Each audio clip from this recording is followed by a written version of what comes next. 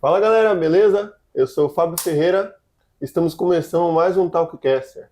Hoje eu recebo aqui o Marcos Leal. Ele é violonista e vai contar um pouco sobre sua história e tocar algumas peças pra gente. Marcos, muito obrigado por ter vindo. Eu que agradeço, Fábio, pelo convite. Um prazer enorme estar participando. Você é um grande luthier aqui da nossa região. Muito obrigado. Obrigado. Esse violão que passou aqui para uma revisão, né? Fizemos alguns serviços nele, agora ficou com a corda bem baixinha, bem gostoso de tocar.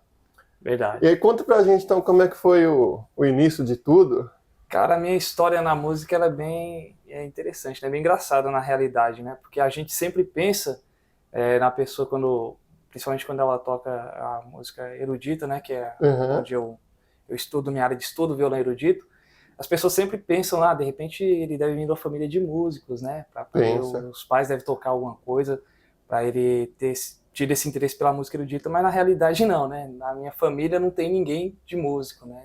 Ninguém na minha família, nem meu pai, nem meus irmãos, nem meus avós, ninguém tocava violão, né? E o interesse por Uhum. tocar violão veio quando eu sou do Piauí, né?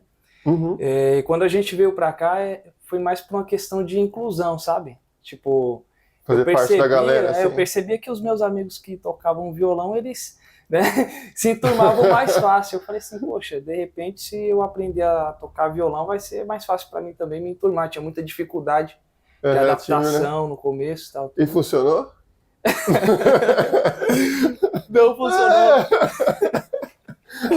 Não funcionou, porque no começo você tá tocando, você tá errando um monte de coisa, ninguém tem Uhum. paciência. Então você chega com o violão só fazendo barulho na sua rodinha, você faz a espalhar, né? Então ninguém quer ficar ouvindo ali você quando tá começando, às vezes, né? Eu lembro Porque. uma vez que fui tocar, quem tava me vendo também falava assim: você vai ficar só afinando esse negócio aí, não vai dar uma agonia, isso aí não vai tocar nada, não?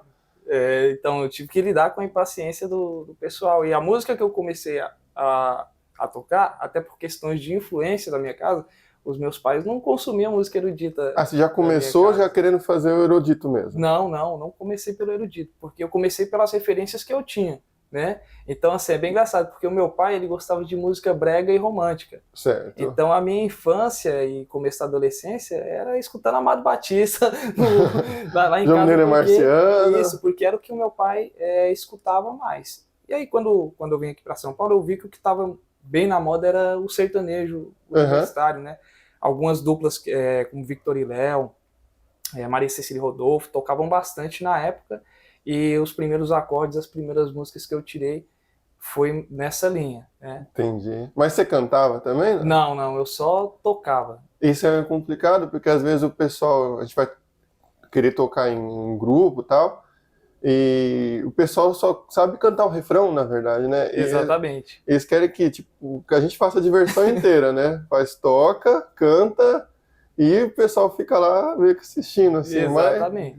Mas de vez em quando a gente encontrava algum parceiro que cantava assim, Eu tinha um amigo lá em São aí Miguel ajudava, né? Paulista, ele cantava e tocava. Aí quando eu pegava algumas duas músicas, eu fazia esse trampo todo, né? Ia até lá em São Miguel para poder mostrar as músicas que eu estava tirando para ele. Inclusive o nome dele é Abel, se ele estiver assistindo aí depois, Abraço aí pra um você, abraço velho.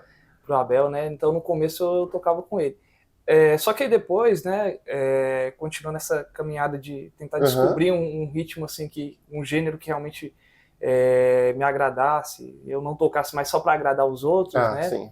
Então assim, aí eu transitei por diversos mundos, né? Eu fui pro pop rock, o rock nacional, né? Então eu escutei bastante Legião Urbana, Raimundos, Titãs, as bandas nacionais, né? E ia tirando também essas músicas. E tudo isso foi fazendo parte, né, da minha busca também para tentar aperfeiçoar no instrumento, aprender coisas diferentes. Até então eu fazia aulas particulares.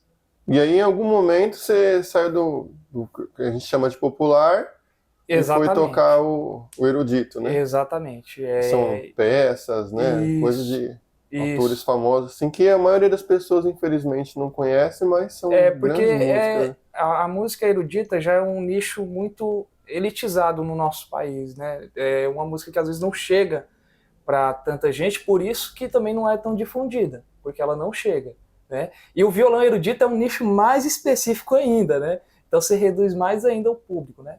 E então, quando eu comecei a estudar música em escolas de música mesmo aqui na Uhum. região e tal tudo, esse universo que era restrito ao sertanejo, ao pop rock, começou a se expandir, né? Então, o professor começou a me ensinar alguma música que tinha uma bossa nova, né? Que tinha uns acordes mais complexos, e aquilo começou a chamar então pro minha mesmo atenção. professor do popular, ele foi meio que dando mais complexibilidade ali no que Isso. está aprendendo, assim. Foi dando mais complexidade, as coisas foram ficando mais difíceis, MPB foi ficando mais difícil, né?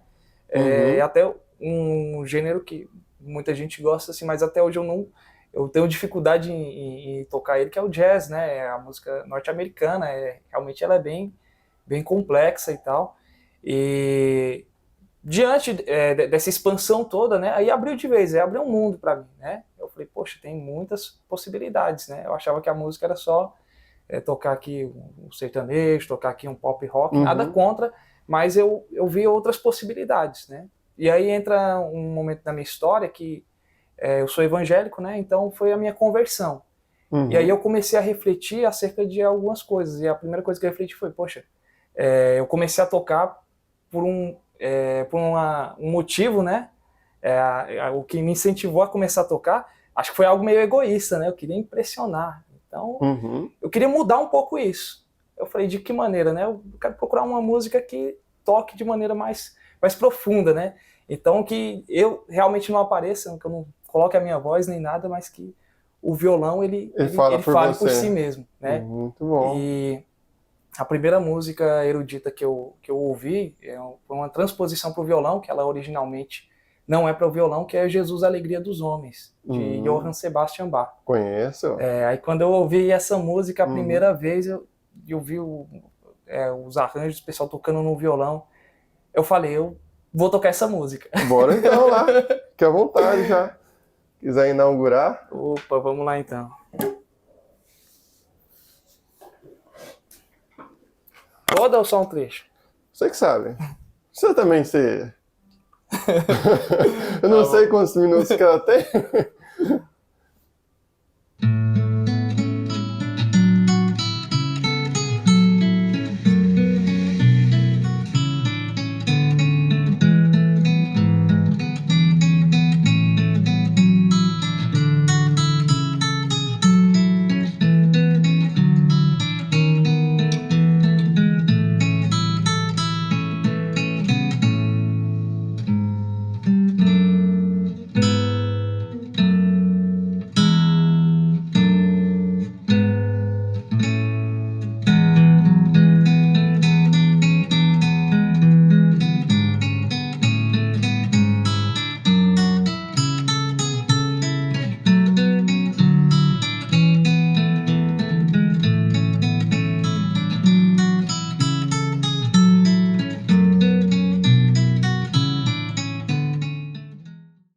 Bom, muito legal essa música mesmo.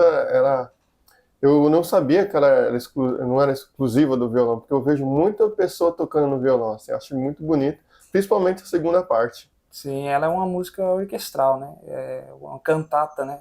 Que o baile compunha para a igreja. Então tem uma parte do coral, tem a parte dos instrumentos, ela é bem bacana. Bom, vamos falar sobre um pouco o seu violão. O pessoal está muito acostumado com o violão de aço, né? E ele é um pouco diferente isso daí. Geralmente, quando a gente vê esse tipo de violão, a gente fala assim, é o violão de corda de nylon. Exatamente. Mas, na verdade, nesse caso aqui é um violão clássico, né? Que apesar de usar cordas de nylon, ele tem uma estrutura bem diferente, né? Ele tem um braço que é mais grosso, tal, a escala que é plana. Sim. E ele tem esse formato de 8, né? Que é o modelo clássico mesmo. E ele também é um violão de luthier, não é um violão de série, né? Você é melhor do que ninguém para poder... Ah, sim. Ele é um violão Carvalho, deve ser do Samuel Carvalho, Isso. Irmãos Carvalho, Dos né? Irmãos Carvalho, né? Quem com certeza conhece esse estilo de música deve conhecer esses violões também, que são bem populares. Sim. É um grande divulgador, né, do violão erudito em específico no YouTube hoje é o violonista Fábio Lima, né? Então, ele é bastante amigo do pessoal sim. Do Carvalho, e ele sempre sugere que o pessoal adquira esse violão. Eu comprei esse violão em 2018, quando eu entrei na faculdade de música, né? Eu comecei a fazer licenciatura em música em 2018, na Faculdade de Cantareira. E E aí foi o momento que eu Uhum. percebi que tinha muito violonista na minha classe, né? E eu via todo mundo com uma máquina, com um violão muito bom, e eu falei, pô, agora eu tenho que comprar um violãozinho melhor Agora também, é, né? né? Porque... Mas aí então, você fazia aula com o professor e aí você falou assim, vou estudar para ter formação em música mesmo. Isso, aí eu fui para uma escola de música, aí Aí no você bairro mesmo. Ah, sim. Aí eu comecei a estudar tanto a teoria musical quanto a Quantos prática. anos você ficou com o primeiro professor? Com o primeiro professor, eu fiquei uns 7 meses. Certo. 7 meses. Aí depois E já aprendeu tanto até chegar numa bossa nova, começando jazz ali, né? Umas coisas mais Não, com 7 meses, com esse primeiro professor, não tinha chegado a esse nível ainda não. certo. Mas aí depois que eu entrei na escola de música, aí sim, quando eu mostrei que eu já tocava pop rock, aí o professor lá na época começou a colocar algumas coisas mais complexas, né? Um MPB, uma bossa nova. Entendi. Aí na escola você ficou quanto tempo? Na escola acho que eu fiquei 1 ano e meio mais ou menos. Ah, foi até pouco tempo, Foi pouco assim, né? tempo, foi pouco tempo. Aí já desenvolveu bem, já Eu direto para a Eu faculdade? desenvolvi bem, eu continuei autodidata, né? Eu Certo. nunca, assim, parei de estudar. Continuei estudando, pesquisando, né? E aí, depois eu voltei a fazer aula com um professor que dava aula nessa escola mais particular. Aí eu fiz mais uns 2 anos de aula com ele, particular. Certo. E aí, quando eu já estava tocando legalzinho e tal, eu peguei e falei, bom, acho que tá na hora de tentar uma faculdade de música, né? Porque música é como se fosse uma vocação, né? A minha esposa brinca comigo, fala, poxa, se você tivesse, de repente, investido na área de trabalhar num banco, né? Hoje estava mais tranquilo, mas você leva jeito para conversar e tal, tudo, mas você escolheu a música, né? Mas, bom, cada um tem a vocação, né? Principalmente... Você tem que ver aquilo que te deixa feliz também, te deixa né? feliz, e eu tenho muita alegria assim também, porque eu também dou aulas de música hoje em dia, né? Então eu já vejo um Você retorno. traz isso daí que você aprendeu para Isso, eu outras já vejo pessoas um retorno do meu investimento, também. até financeiramente falando, né? Tem já esse retorno, né? Tenho alguns alunos, inclusive um deles trouxe um violão aqui para você, Opa, quem foi mesmo? o Newton. Ah, o O Newton. Newton, ele trouxe um Tajima, né? Então, Uhum. e essa É questão... interessante que, apesar da formação clássica, aí você dá aula tanto no popular quanto no clássico, né? Exatamente. O Newton você dá aula de violão popular. No violão de aço, No tal, violão no de outro. aço.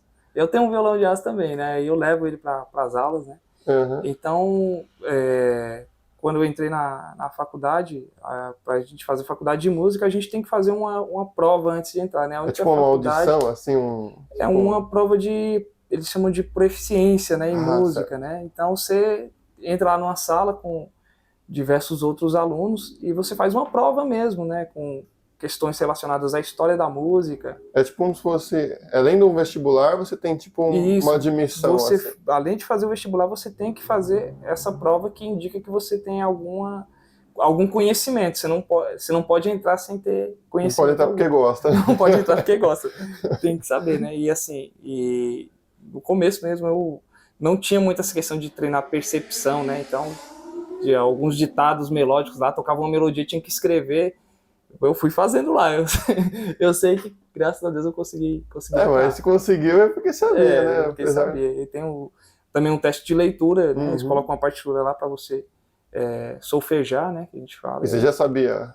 Não sabia muito, né? Não sabia muito, mas eu sabia um pouco, o suficiente para entrar, né?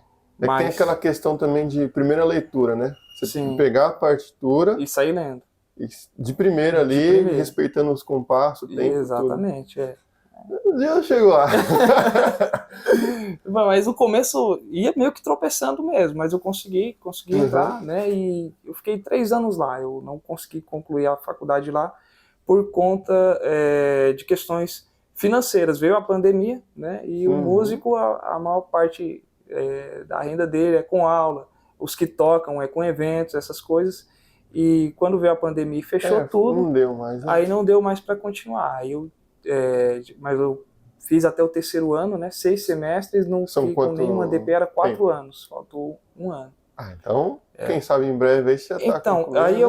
eu fiz o reaproveitamento de estudos em uma outra faculdade, né? Eu mudei o curso, mudei para bacharelado em violão, e aproveitei as disciplinas e estou Esse concluindo. então era em música? Era licenciatura. A licenciatura É pra você dar aula? é para você dar aula, ela te prepara para dar aula. Aí eu mudei o foco para o bacharelado em violão, para aperfeiçoar mesmo a técnica violonística. Entendi. É. E eu ouvi dizer que o pessoal da música clássica às vezes não considera tanto o violão, tipo, na orquestra. Existe um certo preconceito, assim, que tipo, eu toco música clássica. Que instrumento você toca? Violão. Achei que era violino, contrabaixo. Exatamente, porque o violão, ele é um instrumento relativamente falando, né, historicamente falando, novo, né? Ele não é tão antigo assim. Então, quando você pensa nos grandes compositores da história da música, eles não tinham o violão para escrever peças para o violão, né? Embora o próprio Johann Sebastian Bach, que ele nasceu no período chamado período barroco da música, ele tocava alaúde. Alaúde é um instrumento como se fosse um antecessor do violão, um avô do violão, vamos se dizer assim. E ele tocava alaúde e compôs músicas para alaúde, e a gente consegue hoje em dia pegar essas peças para alaúde e tocar no violão, né? Então a gente vê que os grandes compositores, eles tinham consideração por esse instrumento, né? Mas às vezes realmente na academia é um pouco subestimado o violão, né? Dá maior importância para os outros instrumentos de orquestra. Entendi. Alaúde, ele é um instrumento, como você falou, né? O vô do violão, né? Ele tem um headstock bem inclinado para trás, assim. Mas alguma coisa que o pessoal não sabe é que o nome luthier, ele é quem constrói alaúde. Ah, é? Eu nem eu sabia dessa. É tipo luthieria, né? Fábrica de alaúde. Olha que bacana. Então tá totalmente relacionado com o instrumento, né? Toda a história que ele tem. E agora, como é que era a rotina? Assim, era uma coisa exaustiva de ter que ficar treinando horas de música, assim, ou era... Cara, na licenciatura, a gente acaba deixando um pouco de lado, pelo menos eu vou contar a minha experiência, né? De repente, dependendo da instituição que a pessoa, de repente, faz, pode ser que alguma coisa mude. Mas na minha experiência, eu deixava um pouco o estudo do meu instrumento de lado, porque eram muitas disciplinas, né? Não era tanta prática, então? Não era tanta prática. Como eu entrei na licenciatura e eu tocava violão, eu não tinha aulas de instrumento, do meu instrumento. Entendi. Eu tinha aula de um instrumento complementar, que não era o meu, no caso, né? Então, por exemplo, no primeiro semestre eu tive aula de piano complementar. Né? Eu não sabia tocar nada piano, e você imagina, eu tive que lá aprender algumas notinhas, né, para utilizar o piano. Flauta, a gente fazia aula de flauta, teve acho que 3 semestres de flauta. Canto coral, a gente tinha que fazer aula de canto coral, né? E deve ter outras coisas também, tipo didática. Sim, pedagogia, fundamentos da educação. Bastante coisa. Até Libras, né? Libras, que é a linguagem brasileira de sinais, a gente teve um semestre de Libras, né? Eu tive, mas não era presencial, era complementar. Ah, complementar. Então a gente aprende, mas não... E tem uma história bem bacana, né? A respeito disso, que eu tenho um colega, provavelmente ele vai assistir, mas eu não vou citar o nome dele, né? E é uma história bem engraçada. Não fala que é o João, não fala. Abraçou, ele sabe quem é. Provavelmente ele vai assistir.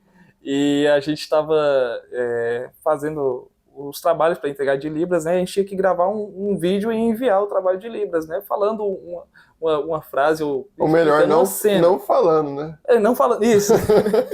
Explicando uma cena e tal e tudo, né? E eu lembro que perto do dia eu falei, nossa, eu tô pensando aqui ainda o que eu vou fazer. Ele falou, mas você não fez ainda? Eu acho mó fácil. Eu falei, não, eu não fiz. Você fez? Fiz. Como é que você fez? Aí ele disse que simulou, né? Abrindo a geladeira, pegando um ovo e fritando o ovo, né? Quebrando o ovo e tal. E era tudo que a professora tinha pedido para não fazer, que isso é mímica, não é linguagem brasileira de sinais. Né? Então, e ele contando, eu me rachava, dava risada, que ele falando que tava lá fritando o ovo, até fez assim, colocando sal, mas não era nada daquilo que tinha que fazer. Ele tinha entendido que era para fazer uma coisa... mímica, né? Tipo filme do Charlie Chaplin, isso, né? Então não...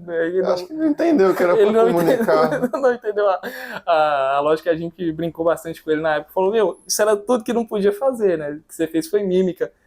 E é claro que maior respeito com a comunidade surda, mas realmente um semestre não é o suficiente para te deixar pronto para... Não é. Licenciatura para virar professor, vai atuar numa classe e tem que saber ali Tem que saber lidar, né? Então ali é só um comecinho para ele não chegar totalmente despreparado, né?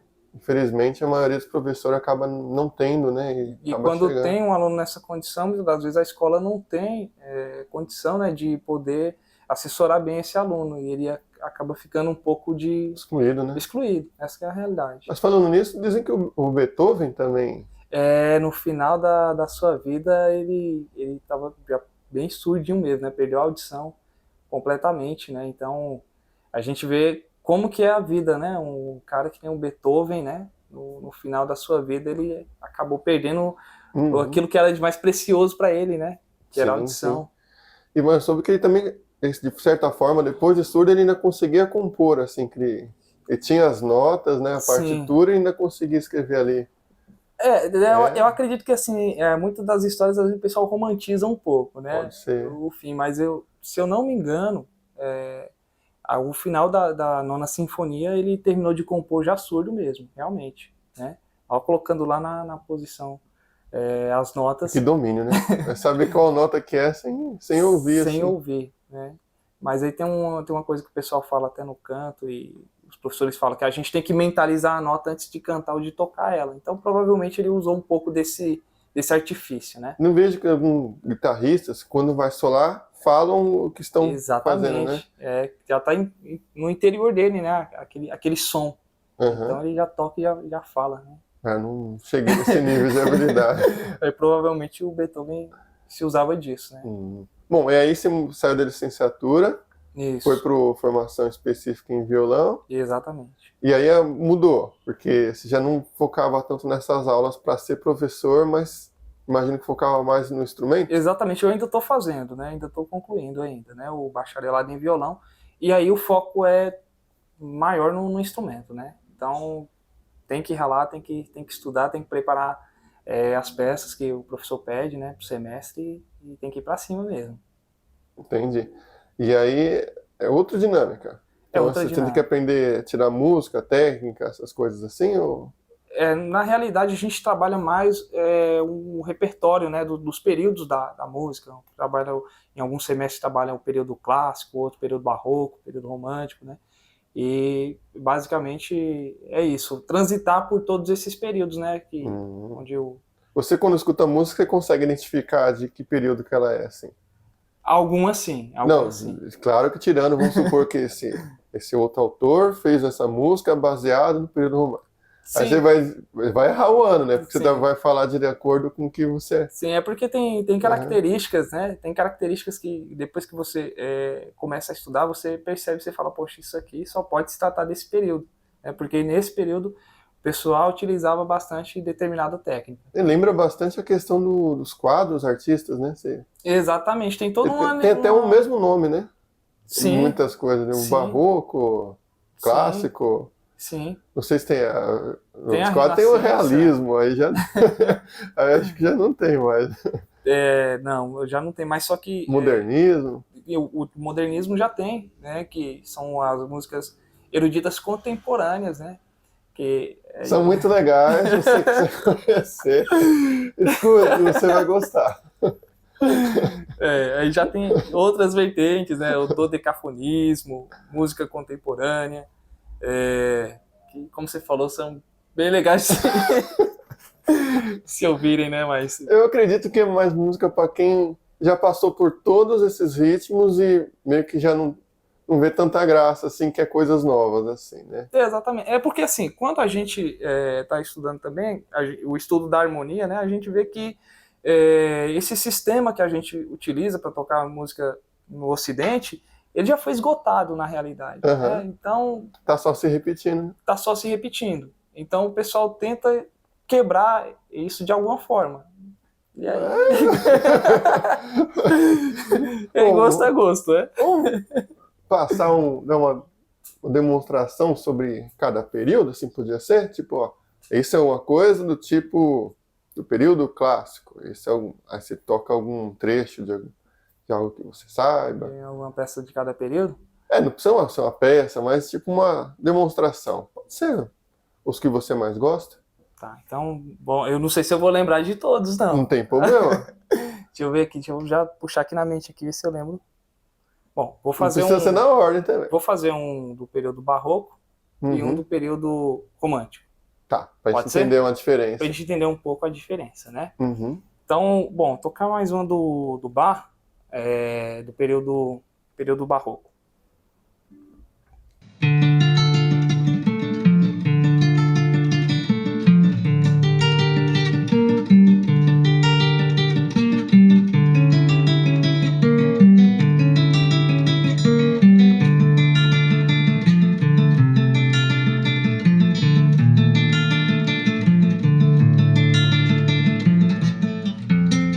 Não vai sair. Não tem problema. Essa então é período barroco. Esse é um prelúdio para alaúde, né? Pra você ver, para alaúde a gente adapta e toca no violão normal. A alaúde tinha mais corda, menos corda? Eu acho que ele tinha aquelas cordas duplas, né? Se não me falha a memória, ou era a vihuela. O alaúde ou a vihuela. Vou pesquisar. Quem sabe eu faço um alaúde pra ver como é. Deixa eu aceitar um aqui agora. Não, vamos falar um pouquinho dela. Eu entendi, ouvindo assim como músico humano normal, sem formação, sem nada.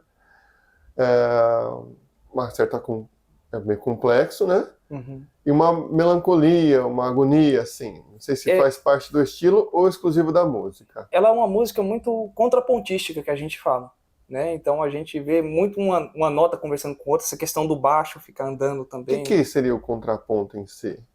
O contraponto é quando você tem uma voz aguda e uma voz grave se destacando. Certo. Né? Então, horas você vai ouvir essa voz grave se destacando, horas você vai ouvir a voz aguda, ou horas você vai ouvir as duas simultaneamente, como se estivessem conversando.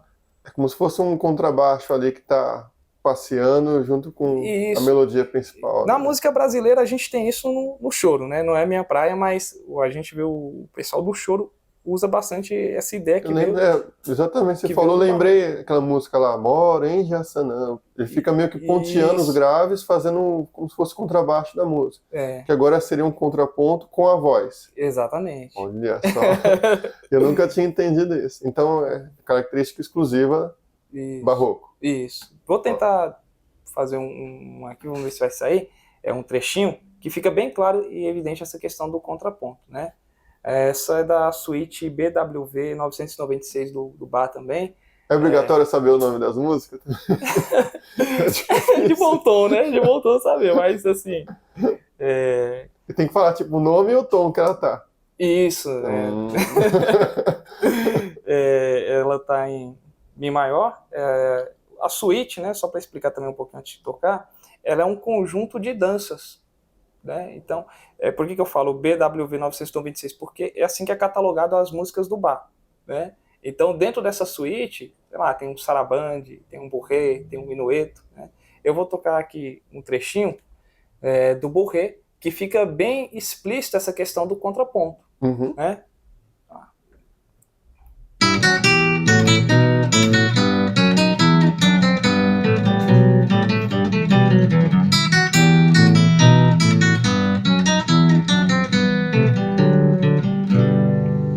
Então fica aqui, ó.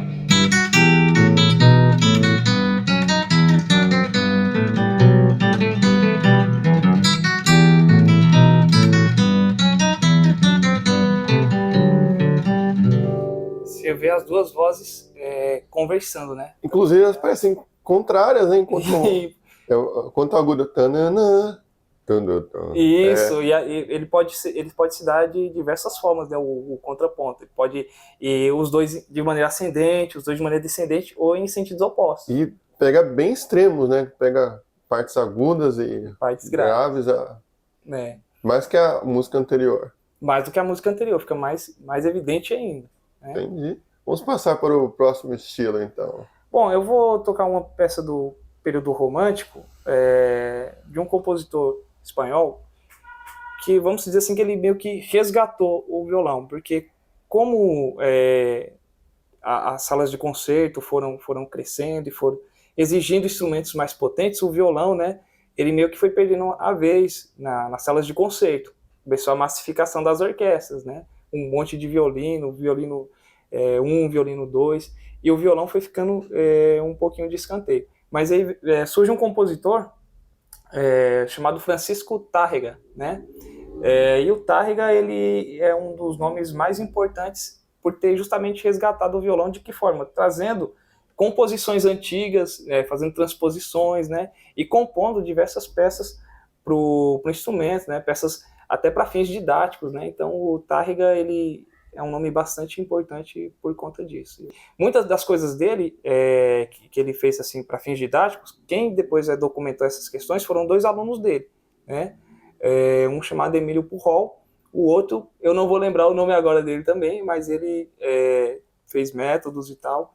E depois um outro nome importante, mas já moderno, já 1900 e pouco, é o André Segovia, né? Já tem vídeos dele tocando, é um dos maiores nomes do violão erudito, né? O Segovia. Então ele tocou bastante coisa que ele pegou lá do Tárrega, né?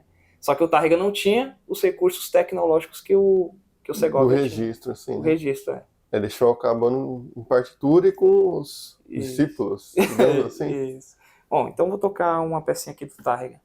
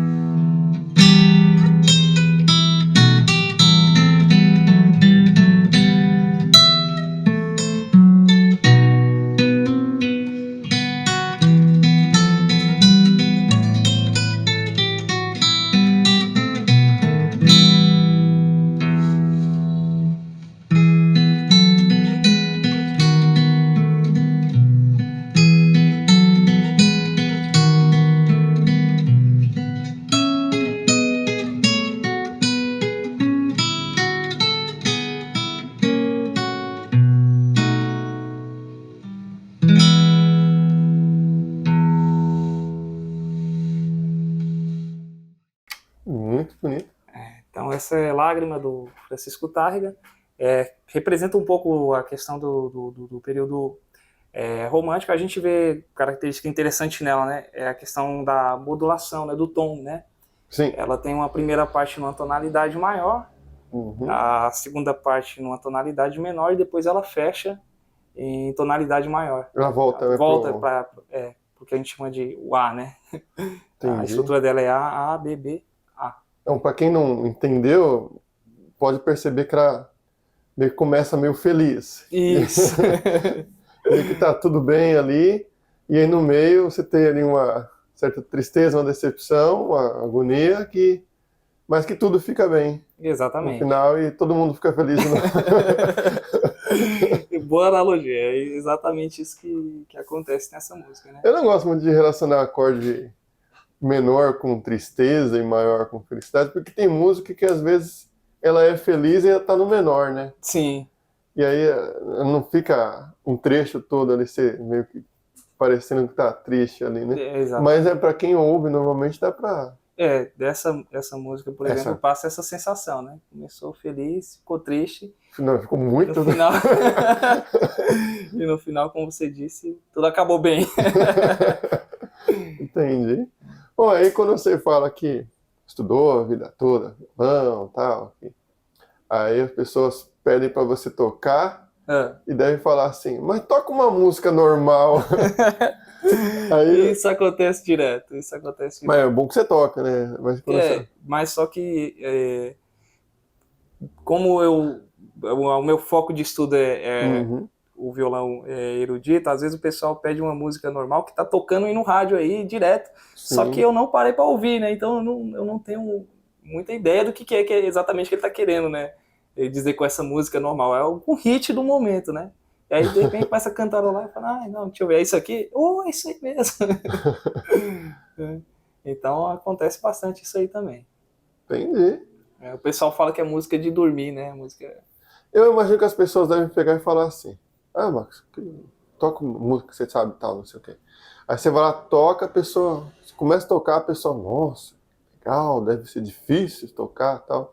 Só que em menos de um minuto eu acho que a pessoa já perde o interesse. Exatamente. Aí deve dar até uma decepção pra você, porque Sim. não sei quantos dias que você gasta às vezes pra pegar uma música inteira e Algumas demoram bastante tempo e aí quando você toca o pessoal, não, beleza, né? aí só quem é mesmo assim que vai entender Sim, a profundidade sim, do que é tocar, o ritmo e exatamente, tudo que é difícil de tirar, né? exatamente. Falando nessa comparação, vou falar sobre a postura, né, Ah, no sim, instrumento, né? sim. Então dá pra ver aí que você usa na perna errada. Quem usa na perna errada? Eu não, não sei se eu vou Vou entrar nessa polêmica. É mais uma questão de. Não vou dizer que é uma questão de gosto, que eu estaria sendo desonesto, né? Mas é uma questão realmente de você pegar os registros históricos, né? Os primeiros expoentes desse instrumento, como é que eles tocavam, né? Então, Uhum. assim, a nossa referência são eles começaram, eles que sabem mais ou menos onde que é a postura correta, né? Então, você pega é, registros desses compositores, você vai ver eles com um violão na perna esquerda, Na né? perna errada. E aí Mas você usa um. eu uso um banquinho, né? Vamos mostrar pro Posso pessoal. Quer que ver eu. aqui? Pode. Olha aqui. Certo. Ele calibra em 3 alturas aqui, de acordo Isso, com a sua de acordo preferência, com. né? E aí você põe aqui, ele te dá um apoio para você. Isso, ele eleva Uhum. a posição da perna esquerda e você ganha mais pontos de apoio, né? Na realidade, é isso que a gente defende, né? Porque quando você está com o violão na perna direita, você tem o seu tórax como um ponto de apoio, você tem Uhum. a sua perna direita e você tem o seu antebraço. Mas quando você coloca ele na perna esquerda, você ganha um ponto de apoio a mais. A perna esquerda, o tórax, a perna direita e o antebraço da Mas mão você direita. também livra bastante o final do braço ali, né? Sim, você consegue olhar melhor, né? Eu falo para os meus alunos, né? Eu falo, ó, você pode tocar o violão assim, agora você só não pode fazer assim para olhar as notas, né? Se Você você quiser ter um. você quer tentar tocar uma das coisas que você já tocou assim para ver se. Aumentar o desafio, né? É. Vamos ver Vamos ver se se sai sai. alguma coisa. E não pode olhar. Não, ixi, complicou.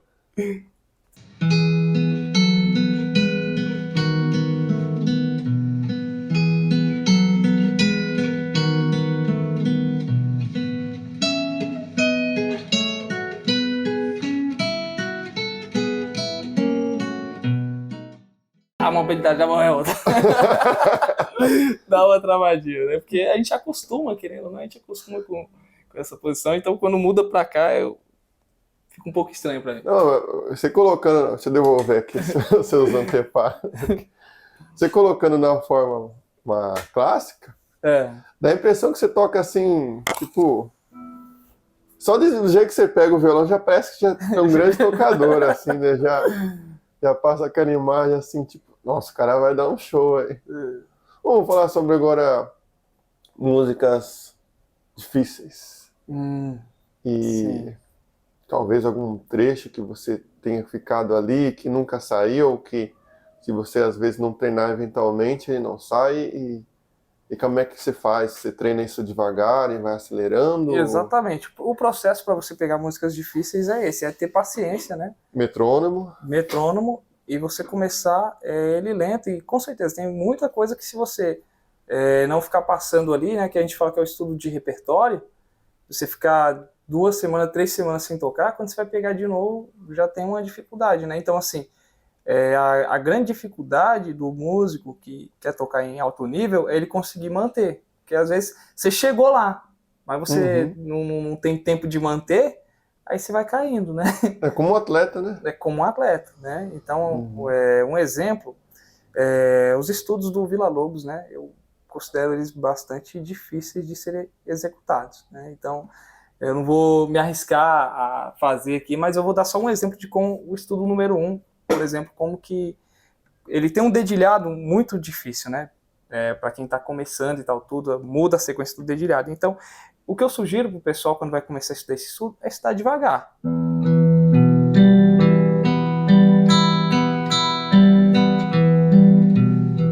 E depois vai acelerando, né?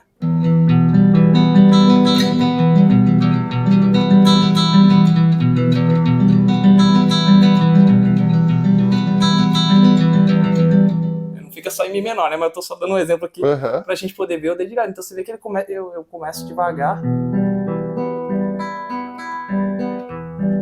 e depois tento acelerar.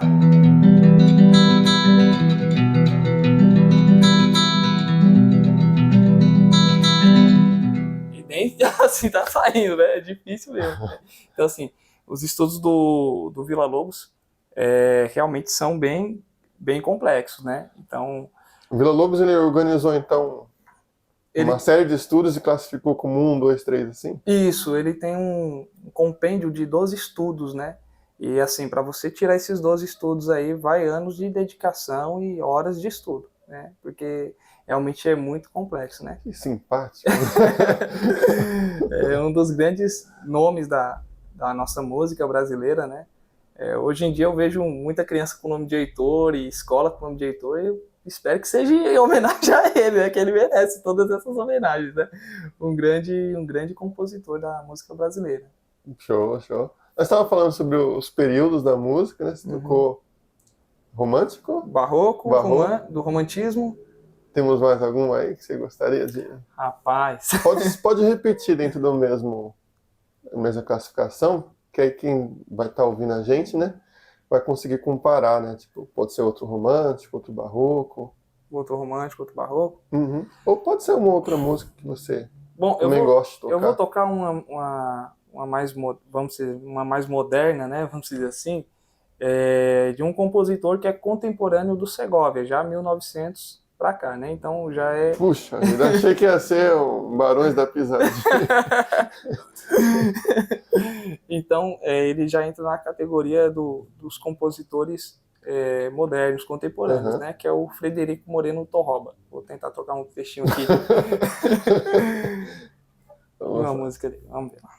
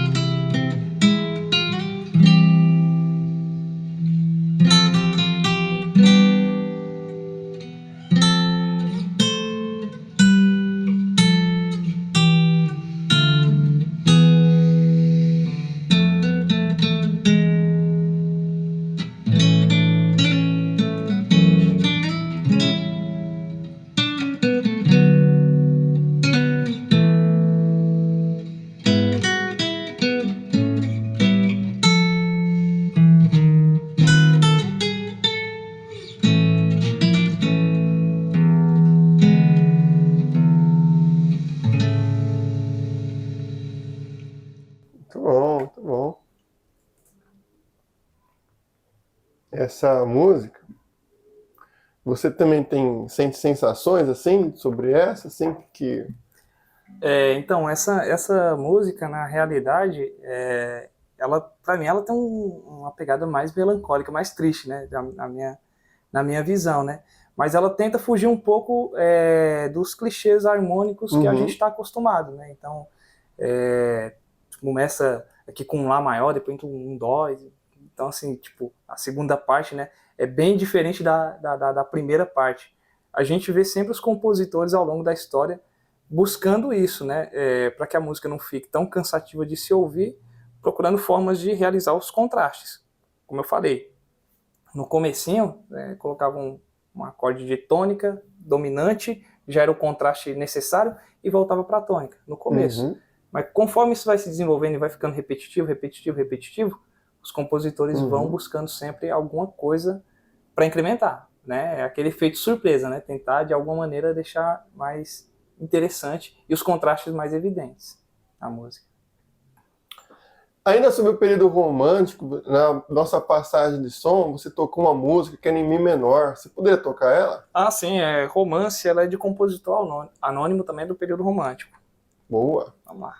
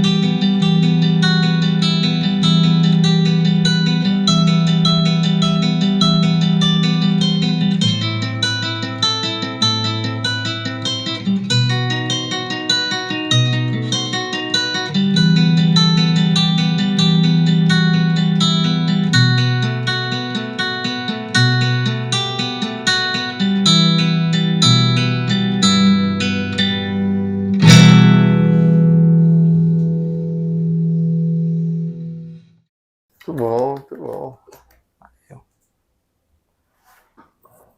Quando vai ter tonalidade maior fica difícil, né? Muita pestana. E ela cai numa tonalidade... Ela já é menor. Ela é menor. E quando tem a primeira variação dela, ela cai numa profundeza que parece que ficou menor, assim. Né? Ficou mais triste ainda. Eu não sei se pra você também é assim. Eu não conhecia essa segunda parte dela, mas ficou uma música bem bonita mesmo. É, bem bacana. Algumas pessoas atribuem a Mozart, né? Mas não tem nenhuma comprovação. É que às vezes já toca tanto tempo, vai passando de um pro outro, que se perde a origem ali, né? Exatamente. O próprio Bach, né? Uma história interessante para contar dele. Ele, no período, né, que ele tocava lá e compunha para a igreja luterana, ele não era valorizado, né, nos tempos dele. Os próprios filhos dele, né, ele vem de uma família de músicos, os próprios filhos dele achavam a música do pai dele uma música muito antiga, né, sei lá, música ultrapassada, né. E quando o Bach viveu e morreu, ele não teve o reconhecimento que ele tem hoje.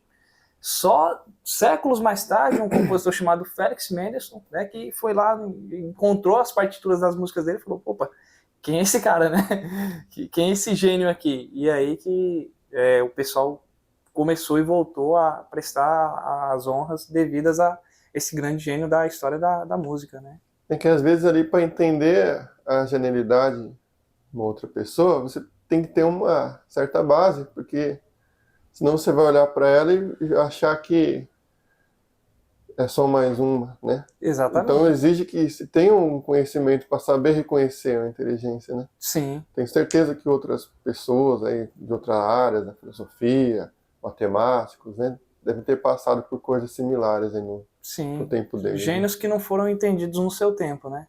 Que bom que foram reconhecidos um dia, né? Um dia, é verdade. Legal.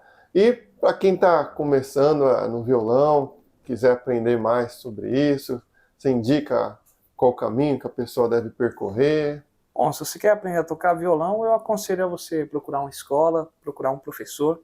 Eu sei que tem muito conteúdo na internet, muito conteúdo bom na internet, mas também tem muito... É muito solto, né? É muito solto. Você não consegue pegar uma coisa aqui. A sua formação vai ter várias lacunas, né? Vai ser totalmente preenchido. Você vai saber de muita coisa, mas de maneira superficial. Então, com o acompanhamento de um professor, certamente você vai se aprofundar. Eu sempre falo para os meus alunos, né? Em média, para os meus alunos tocar alguma música com acorde, é de 1 a 2 meses, né? Eles já estão tocando algumas músicas com acordes, né? E eu acho que isso é muito bacana. Em 2 meses, uma pessoa que não sabia tocar conseguir tocar uma música, né? Mas a gente vê na internet vídeos da aprenda a tocar em 5 minutos. Aprenda a tocar agora. Pega um violão aí e sai tocando, né? E eu olho assim, eu falo, não. Eu acho engraçado também as pessoas que acham que, tipo, o pagamento faz as coisas mudarem. Tipo, vou comprar um curso. Eu paguei, agora aprendi. Também não é assim. E a parte de dedicação... Exatamente. Se a pessoa não se dedicar, ela não for esforçada, ela também não aprende. Aí não adianta nem acompanhamento de um professor, né? Porque você vai estar desperdiçando dinheiro, né? Então... A dica que eu dou pro pessoal que vem aqui, às vezes com violão novo, quer aprender do zero, assim, né? Claro, começar ali no YouTube, algumas dicas assim, ajuda, né? Uhum. Mas você ficar tanto tempo com violão ou guitarra, o que for, quanto você fica com o celular na mão.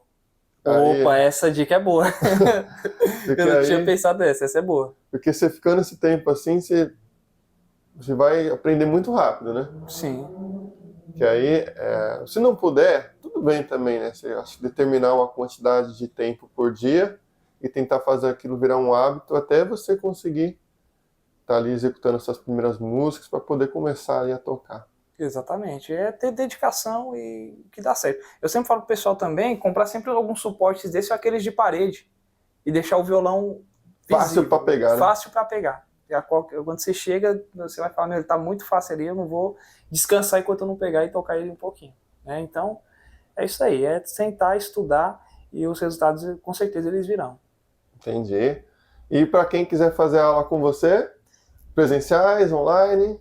Bom, quem quiser fazer aula comigo, se for da região de Taboão da Serra, em Embu das Artes, tem uma escola aqui no Embu onde eu dou aula, LL Espaço das Artes, pode pesquisar no Instagram, você vai encontrar. Quiser aulas particulares, pode pesquisar também no meu Instagram, Marcos Leal 11, e me chama lá no direct que a gente conversa. Show de bola! Marcos, muito obrigado por ter vindo e um prazer aqui. Eu que agradeço, Fábio, foi um prazer. Temos algum sonho para encerrar aí o nosso bate-papo? Bora encerrar com um minueto? Você que manda.